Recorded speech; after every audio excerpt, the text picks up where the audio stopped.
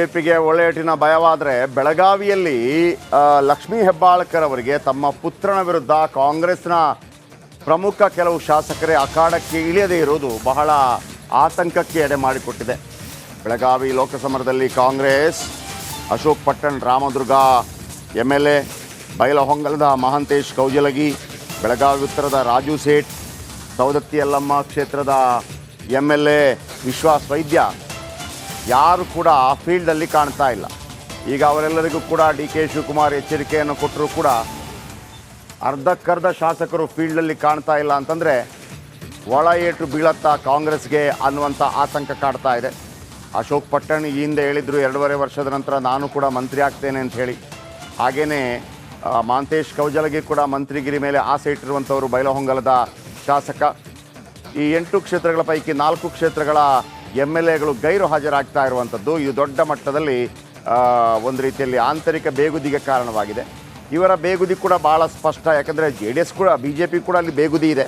ಯಾಕಂದರೆ ಲಕ್ಷ್ಮೀ ಹೆಬ್ಬಾಳ್ಕರ್ ಮಂತ್ರಿ ಆಗಿದ್ದಾರೆ, ಅವರ ತಮ್ಮ MLC ಆಗಿದ್ದಾರೆ, ಅವರ ಪುತ್ರನಿಗೆ ಈಗ MP ಟಿಕೆಟ್ ನೀಡಲಾಗ್ತಾ ಇದೆ. ಉಳಿದವರೇನು ಮಾಡಬೇಕು? ನಮಗೆ ಯಾವುದೇ ಸ್ಥಾನಮಾನಗಳಿಲ್ಲ, ನಮಗೆ ಮಂತ್ರಿಗಿರಿ ಇಲ್ಲ, ನಮಗೆ ಬೇರೆ ಯಾವುದೇ ಸ್ಥಾನಮಾನಗಳಿಲ್ಲ, ಇದ್ದವರಿಗೆ ಕೊಡ್ತಾ ಹೋಗ್ತೀರ ಅನ್ನುವಂಥ ಒಂದು ಆತಂಕ.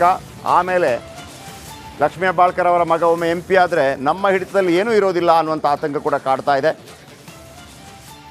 ಹಾಗಾಗಿ ಈ ಭಯ ಕಾಂಗ್ರೆಸ್ ಪಕ್ಷವನ್ನು ಕಾಡ್ತಾ ಇದೆ.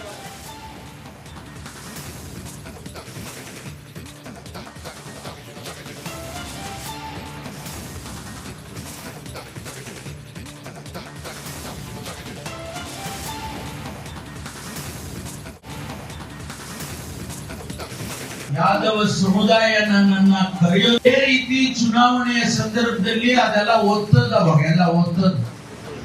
ಅವಾಗೇನು ಇರೋಣ EVM ಇರ್ಲಿಲ್ಲ ಕಣ, ಅವಾಗ ಎಲ್ಲ ಒತ್ತದು.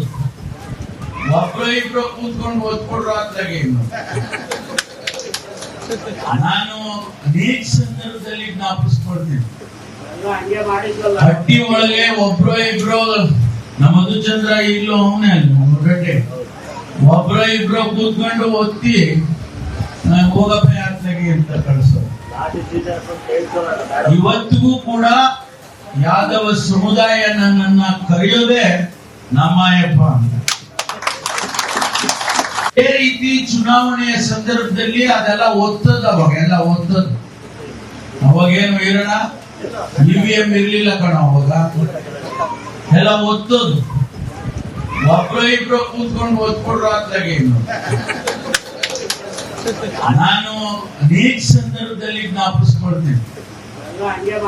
ಹಟ್ಟಿ ಒಳಗೆ ಒಬ್ರು ನಮ್ಮ ಮಧುಚಂದ್ರ ಇಲ್ಲೂ ಅವನೇ ಅಲ್ಲ ಗಡ್ಡೆ ಒಬ್ರು ಕೂತ್ಕೊಂಡು ಒತ್ತಿ ಹೋಗಪ್ಪ ಯಾತ್ರೆಗೆ ಅಂತ ಕಳಿಸೋದು.